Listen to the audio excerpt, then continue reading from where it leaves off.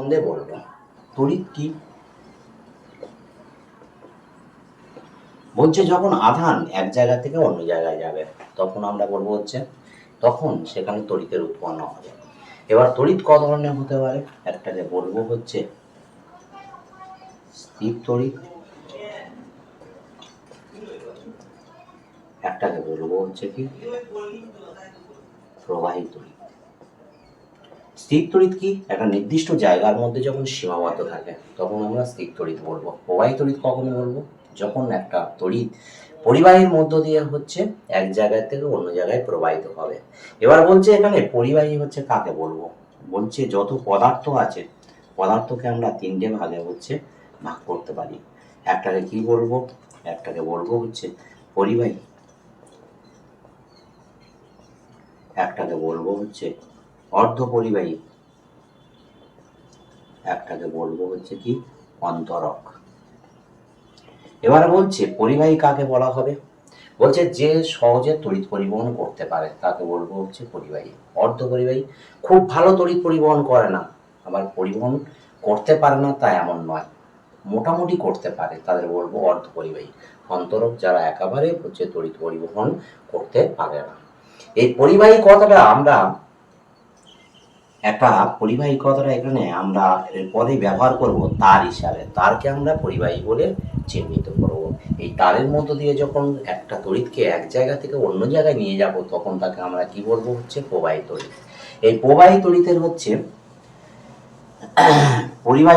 প্রবাহী তড়িৎ সংক্রান্ত কিভাবে পরিবাহী হয় এ সংক্রান্ত পরিবাহী যারা আছে তড়িৎ পরিবহন করতে পারে তার মানে তার। এদের আবার দুভাগে ভাগ করব। একটাকে বলবো সরল পরিবাহী, একটাকে বলবো কি জটিল পরিবাহী।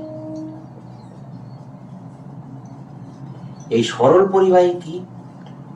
বলছে যাদের একটা মাত্র তার থাকবে, কোন রকম তার সঙ্গে সংযোগ, অন্য কোনো তারের সংযোগ থাকবে না, তাকে আমরা বলবো সরল পরিবাহী। জটিল পরিবাহী যখন একাধিক তার চারিদিক থেকে জুড়ে যাবে। যেমন একটা পোস্টার থেকে যখন আমরা কারেন্ট নিই তখন সেখান থেকে অনেকগুলো বাড়ি, এই পোস্টারে তখন মাথা থাকলে এরকম এরকম এইদিকে এইদিকে আমরা এরকম চারিদিকে কি হয় এইরকম পরিবাহী থেকে কারেন্ট চলে যায়, তখন তাকে আমরা বলবো জটিল পরিবাহী।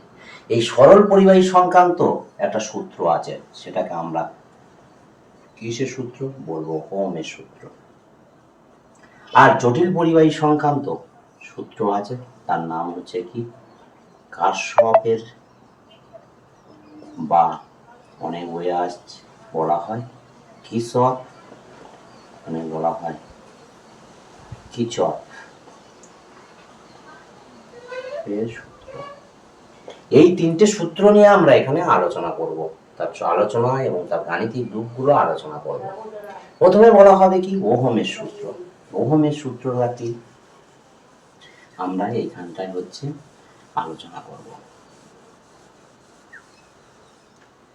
ওহমের সূত্র এটা সরল পরিবাহীর ক্ষেত্রে, সরল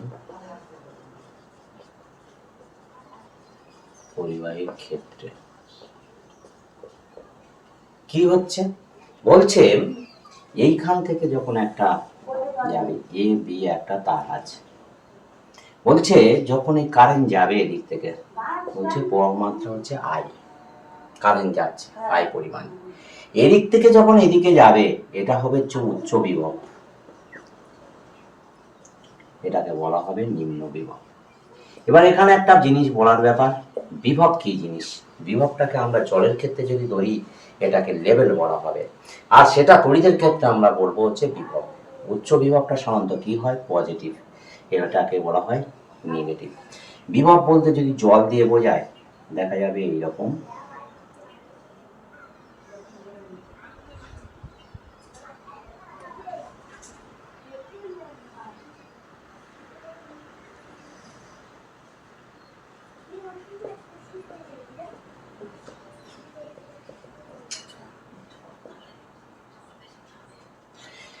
এখানে একটা পাত্র দেখানো হচ্ছে, এটা মোটা পাত্র, এটা সরু পাত্র। এখানে জলের উচ্চতাটা বেশি কিন্তু জলটা এর তুলনায় এখানে নিচু, লেভেলটা নিচু আছে, কিন্তু এখানে জল বেশি, কারণ এটা সরু এটা মোটা, এখানে জল বেশি, তা সত্ত্বেও এদিক থেকে কি হবে, জল এদিকে দিকে আসবে। কারণ কি জন্যে, এর লেভেল বেশি থাকার জন্যে তরলের একটা নিয়ম সমুচ্চশীলতা সমান উচ্চতায় আসতে চাইবে। ঠিক তড়িতের ক্ষেত্রে ওরকম, তার উচ্চ বিভব থেকে নিম্ন বিভবের দিকে সবসময় হচ্ছে কি হবে, প্রবাহিত হবে। কি প্রবাহিত হবে, তড়িৎ প্রবাহিত হবে। তড়িৎ প্রবাহিত যখনই হবে তার উল্টো দিকে জানবে ইলেকট্রন কিন্তু প্রবাহ করতে লাগবে, অর্থাৎ নিম্ন থেকে মাইনাস দেওয়া আছে, তার মানে সেদিক থেকে ইলেকট্রন প্লাসের দিকে আসতে থাকবে, তখন কি হয়, প্রবাহ মাত্রাটা এদিক থেকে নিয়ে যেতে হয়। বলছি এ প্রান্তের যদি বিভব হয় ভি এ, বি প্রান্তের হচ্ছে ভি বি, এটা যেহেতু উচ্চ বিভব ভি এ, নিম্ন বিভব যেহেতু ভি বি, তার মানে ভি এ হচ্ছে ভি বি থেকে হচ্ছে বড়, তাহলে বিভব পার্থক্য কত হবে, বিভব পার্থক্য বলছে V A minus V B. বলছে কি, এবার সূত্রটা, ওহমের সূত্র কি বলছে, বলছে তাপমাত্রা এবং অন্যান্য ভৌত অবস্থা, বলছে তাপমাত্রা ও পরিবাহীর অন্যান্য ভৌত অবস্থা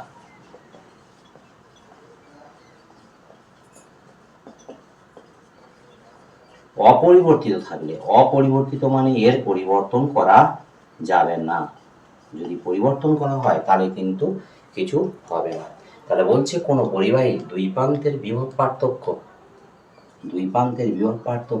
তার মধ্যে দিয়ে প্রবাহমাত্রা সমানুপাতিক। কি বললাম আমি, দুই প্রান্তের বিভব পার্থক্য তার মধ্য দিয়ে তড়িৎ প্রবাহ মাত্রা সমানুপাতিক। এবার V A minus V B সমান কি ধরে নিচ্ছি, ভি, তাহলে কি হবে, ভি ভ্যারিয়েন্স কি হবে, আই হবে। তার মানে হচ্ছে বিভব পার্থক্যটা সবসময় পরিবাহী প্রবাহমাত্রার সঙ্গে হচ্ছে সমানুপাতিক। এবার বলছে এই অন্যান্য ভৌত অবস্থা, পরিবাহীর অন্যান্য ভৌত অবস্থা, এই ভৌত অবস্থা বলতে কি বোঝায়, পরিবাহীর দৈর্ঘ্য, পরিবাহীর প্রস্থচ্ছেদ, পরিবাহীর উপাদান। এবারে অনেকে প্রস্থচ্ছেদ বলতে ব্যাপারটা কি বোঝো, যদি এরকম তার থাকে তাহলে এই যে গোলাকার যতটা চওড়া এইটাকেই তার বলা হবে কি, পরিবাহীর হচ্ছে প্রস্থচ্ছেদ। দৈর্ঘ্য এবং উপাদানটা কি, কি উপাদান দিয়ে, রূপো, সোনা, অ্যালুমিনিয়াম কি দিয়ে তৈরি হচ্ছে তার উপরে নির্ভর করবে। এইটা গেল ওহমের সূত্র। এবার চলে আসবো কারশফের সূত্র।